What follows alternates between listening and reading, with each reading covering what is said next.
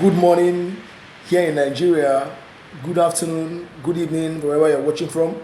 This edition of AEO Football Talk basically and majorly will be focused on the weekend recap. Football across Europe was awesome.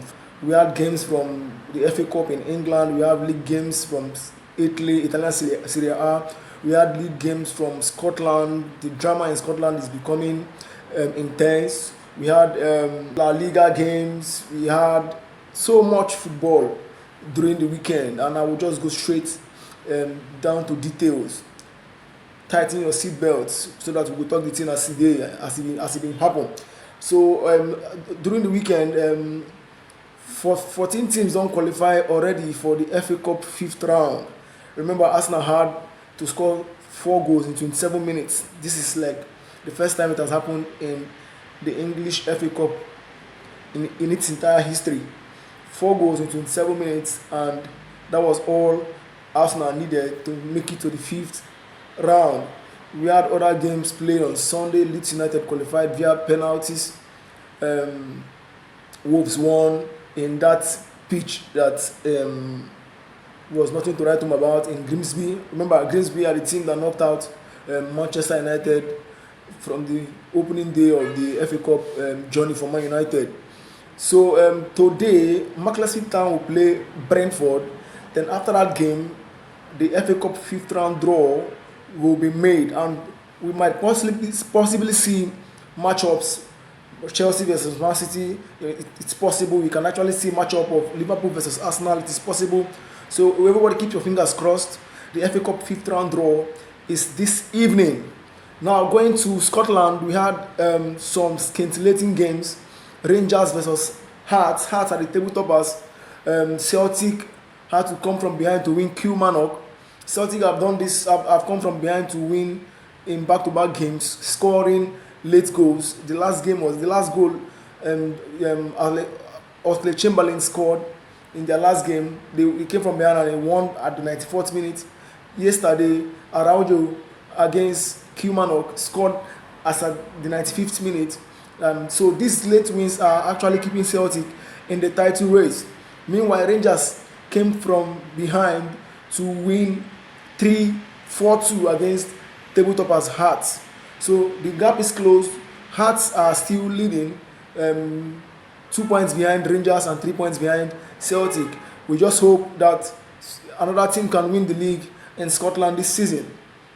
But it doesn't seem so, because Hearts have been dropping points, unnecessary red cards in their games, and this has cost them this has cost them points that would have made them favourite long time ago.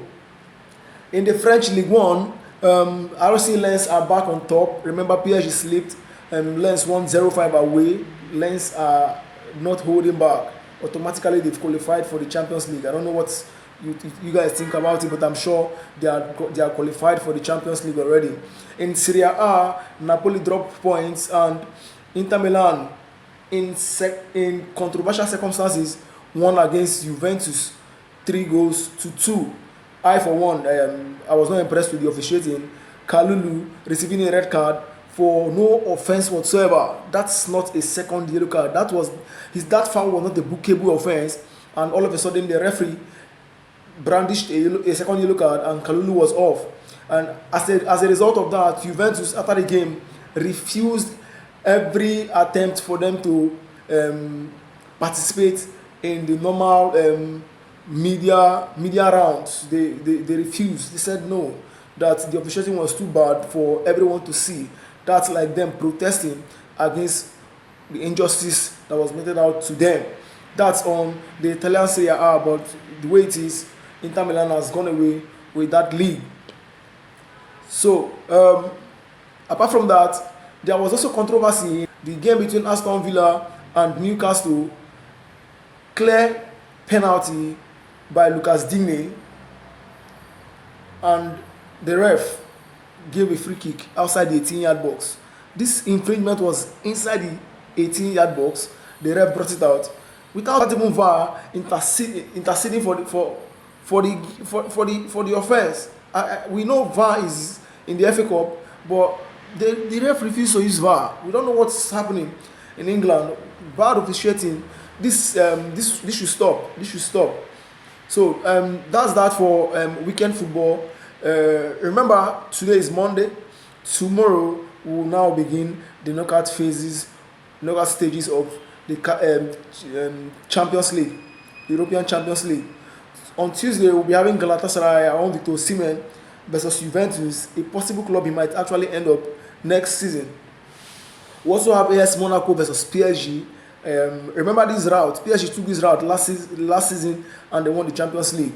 They won Brest by this time last season, home and away, close to 9-0, so they're about 9-1 or so they're about in a two-legged knockout game.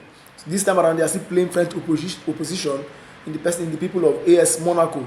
So we have Benfica versus Real Madrid. We already saw the drama that happened in the last game day of the group stages of the Champions League.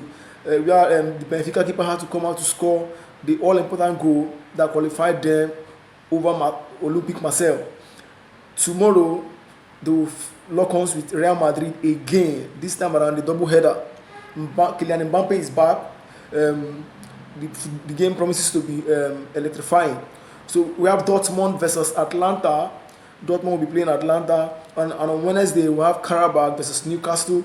We have Bodo Glimt, giant killers, Bodo versus Inter Milan, who happens to be last season's finalist. Club Brugge will be playing Atletico Madrid. The battle of the Niger boys, Onyedika and Ademola Lookman will be facing each other in that encounter. Olympiacos will face Bayer Leverkusen. Bayer Leverkusen, they are resurgent. All these games promises to be intriguing. What are your thoughts? What are your opinions on the games that we have tomorrow, the Champions League qualifiers? Drop them in the comment section. And what you can do for us is to like our our post, subscribe, follow us on all social media channels, TikTok, Facebook, Instagram, and you will be glad you did.